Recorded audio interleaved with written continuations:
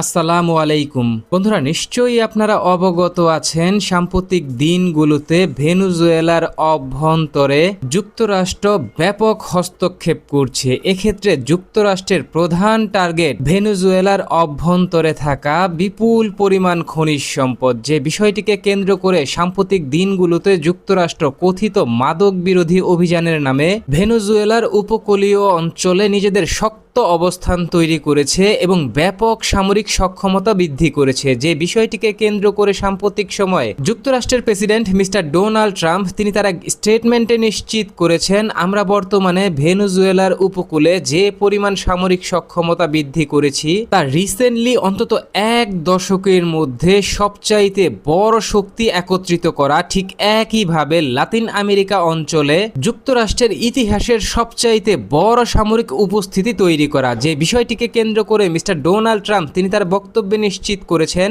যুক্তরাষ্ট্র লাতিন আমেরিকার নিরাপত্তা নিশ্চিত করতে চাইছে এবং যুক্তরাষ্ট্র শান্তি এবং স্থিতিশীলতা ফিরিয়ে আনতে এই অঞ্চলে ব্যাপক ভিত্তিতে কাজ করছে। আর তারই অংশ হিসেবে এই বিপুল পরিমাণ সেনা সদস্য এবং বিপুল পরিমাণ সামরিক অস্ত্রের উপস্থিতি এই অঞ্চলে।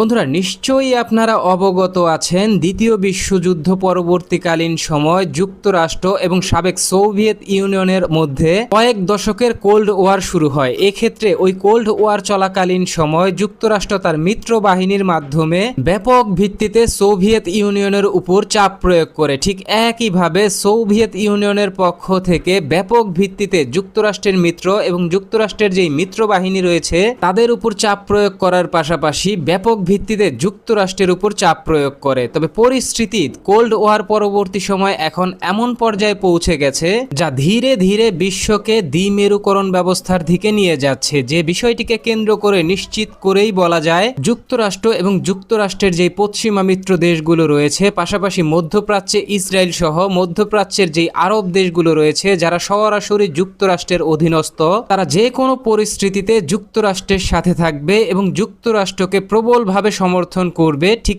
একইভাবে চীন, রাশিয়া, ইরানের মতো অত্যন্ত শক্তিশালী যেই দেশগুলো রয়েছে তাদের অ্যালয়ে থাকবে যারা ইতিমধ্যেই যুক্তরাষ্ট্রের নিষেধাজ্ঞার সম্মুখীন হয়েছে এবং যুক্তরাষ্ট্রের শাসন এবং শোষণের সম্মুখীন হয়েছে। যে বিষয়টিকে কেন্দ্র করে শতভাগ গ্যারান্টি দিয়ে বলা যায় সাম্প্রতিক বছরগুলোতে পুরো মধ্যপ্রাচ্য জুড়ে যুক্তরাষ্ট্র এবং ইসরায়েলের অযাচিত হস্তক্ষেপে যে প্রবল উত্তেজনা দেখা দিয়েছে, ঠিক একইভাবে ক্যারিবীয় অঞ্চল এছাড়াও ইউক্রেনীয় রাশিয়া সীমান্তবর্তী অঞ্চলে যেই ব্যাপক ভিত্তিতে উত্তেজনা বৃদ্ধি পাচ্ছে এবং যুক্তরাষ্ট্রের পক্ষ থেকে চীন, রাশিয়া এবং ইরানের উপর বা ইরানি অ্যালয়ের উপর যেইভাবে ধীরে ধীরে নগ্ন হস্তক্ষেপ করা হচ্ছে তা বিশ্বকে তৃতীয় বিশ্বযুদ্ধের দিকে এগিয়ে নিতে একটি বড় নেয়ামক হিসেবে কাজ করবে। যে বিষয়টিকে কেন্দ্র করে ইতিমধ্যেই আন্তর্জাতিক বহু বিশ্লেষক যুক্তরাষ্ট্রকে সতর্ক করে দিয়ে বলেছে যুক্তরাষ্ট্র সাম্প্রতিক দিনগুলোতে যেই ধরনের কর্মকাণ্ড ঘটাচ্ছে তা ভবিষ্যৎ পৃথিবীর জন্য অত্যন্ত বড় হুমকি হিসেবে আবির্ভূত হতে চলেছে।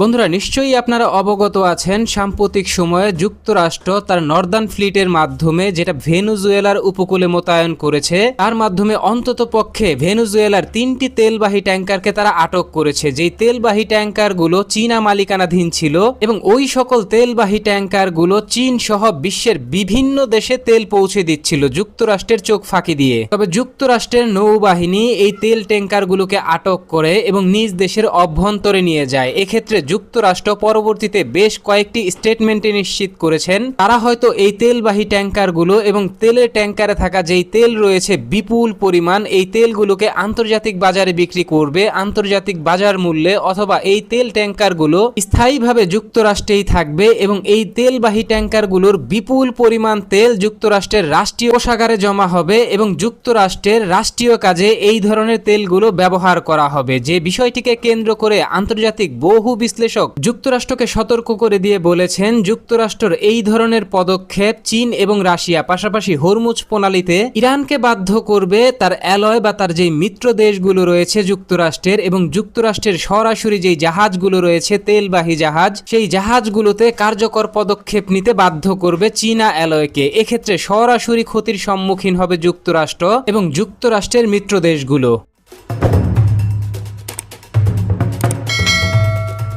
এখন দেখুন, যুক্তরাষ্ট্র যখন সরাসরি চীনা স্বার্থে আঘাত করছে এবং চীনা অ্যালয়ে থাকা দেশগুলোর উপর সরাসরি আঘাত করছে, তখন চীন রাশিয়ার অ্যালয়ে থাকা যেই দেশগুলো রয়েছে তারাও কিন্তু এখন পাল্টা পদক্ষেপ নিতে শুরু করেছে যুক্তরাষ্ট্রের বিরুদ্ধে। বন্ধুরা, কোনো ভিত্তিহীন খবর নয়, একেবারে পাকা খবর। ইরানি গণমাধ্যম তাসনিম নিউজের বরাত দিয়ে ইরানি সশস্ত্র বাহিনী আইআরজিসির নৌ শাখা থেকে আইআরজিসির জ্যেষ্ঠ কমান্ডার গোলাম শাহী তিনি তার এক স্টেটমেন্টে নিশ্চিত করেছেন তারা গতকাল পারস্য উপসাগরে ইরানি জলসীমার অভ্যন্তর থেকে একটি বিশাল তেল বোঝাই তেলবাহী ট্যাঙ্কার আটক করেছে, যেই তেলবাহী ট্যাঙ্কারের ধারণ ক্ষমতা প্রায় 40 লক্ষ লিটার তেল। আইআরজিসির পক্ষ থেকে নিশ্চিত করা হয়েছে জাহাজে অন্ততপক্ষে 16 জন বিদেশি নাগরিক ছিল যারা জাহাজটিকে পরিচালনা করছে। তবে আইআরজিসির পক্ষ থেকে এটা নিশ্চিত করা হয়নি কোন দেশের পতাকাবাহী এই জাহাজটি বা জাহাজটির গন্তব্য কোথায় ছিল,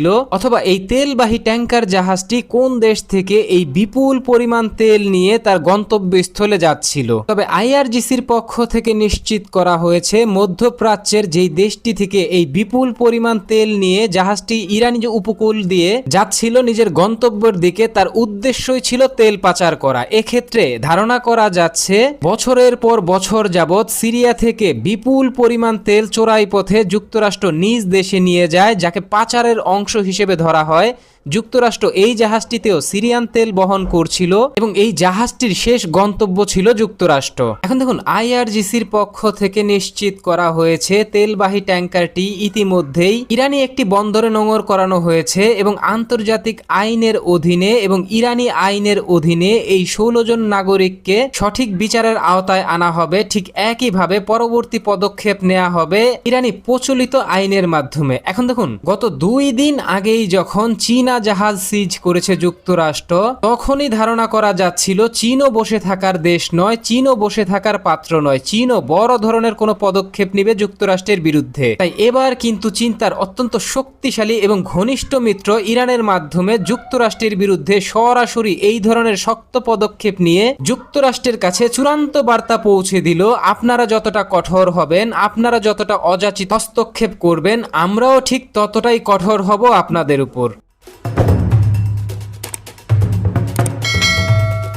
বন্ধুরা, গতকাল যুক্তরাষ্ট্রের প্রেসিডেন্ট মিস্টার ডোনাল্ড ট্রাম্প বার্তা সংস্থা রয়টার্সকে দেওয়া এক সাক্ষাৎকারে তিনি তার বক্তব্যে নিশ্চিত করেছেন আমরা ইতিমধ্যেই ভেনেজুয়েলার উপকূলবর্তী যেই জাহাজ চলাচল ব্যবস্থা রয়েছে তার উপর চূড়ান্তভাবে নিয়ন্ত্রণ প্রতিষ্ঠা করেছি এবং আমরা ইতিমধ্যেই আমাদের সশস্ত্র বাহিনীকে আদেশ দিয়েছি অন্ততপক্ষে আগামী 2 মাসের জন্য ভেনেজুয়েলা থেকে 1 ফোঁটা তেলও যেন ভেনেজুয়েলা বিশ্বের কোনো দেশে কোনো অবস্থাতেই রপ্তানি না করতে পারে। পাশাপাশি ইতিমধ্যেই আমরা ভেনেজুয়েলার তেল রপ্তানির উপর ব্যাপক ভিত্তিতে নিষেধাজ্ঞা আরোপ করেছি। যে বিষয়টিকে কেন্দ্র করে মিস্টার ট্রাম্প তিনি তার বক্তব্যে এটাও নিশ্চিত করেছেন আমরা আশা করছি আগামী জানুয়ারি মাসের শুরুতেই ভেনেজুয়েলার অভ্যন্তরীণ অর্থনৈতিক অবকাঠামো ব্যবস্থা চূড়ান্তভাবে ধ্বংস হয়ে যাবে এবং ভেনেজুয়েলার ক্ষমতা থেকে সরে দাঁড়াতে স্বেচ্ছায় বাধ্য হবে ভেনেজুয়েলার বর্তমান প্রেসিডেন্ট মিস্টার নিকোলাস মাদুরো। এখন দেখুন, ভেনেজুয়েলার তেল রপ্তানির সবচাইতে বড় গন্তব্য হচ্ছে চীন এবং সবচাইতে বড় ক্রেতা হচ্ছে চীন।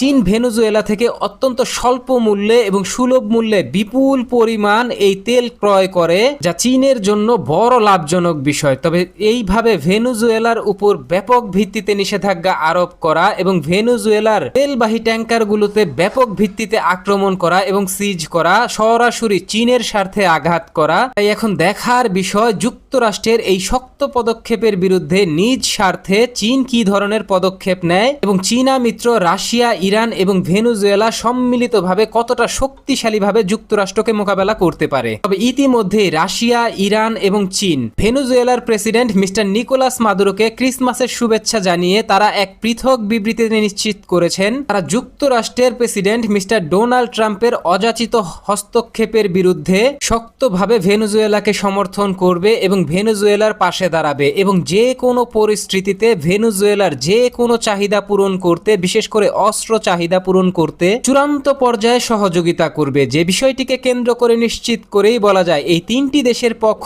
থেকে খোলাখুলিভাবে যুক্তরাষ্ট্রের বিরুদ্ধে শক্তভাবে ভেনেজুয়েলাকে দাঁড় করিয়ে দেয়া হচ্ছে এবং ভেনেজুয়েলাকে শক্তিশালী করার সর্বাত্মক চেষ্টা করা হচ্ছে, যার মাধ্যমে চীন এবং চীনের প্রভাব বলয়ে থাকা যেই দেশগুলো রয়েছে তারা সরাসরি যুক্তরাষ্ট্রকে চ্যালেঞ্জ জানাচ্ছে। তবে এখন দেখার বিষয় চীনা অ্যালয় দেশগুলোর এই ধরনের শক্ত পদক্ষেপের বিরুদ্ধে যুক্তরাষ্ট্র কী ধরনের পদক্ষেপ গ্রহণ করে তা সময়ই বলে দিবে।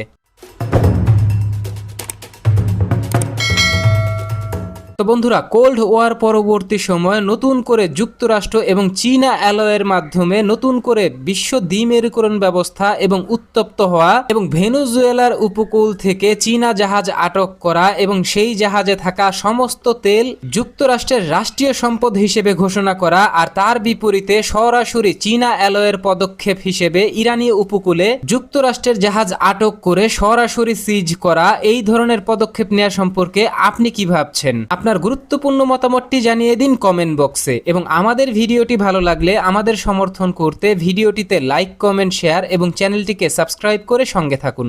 ধন্যবাদ।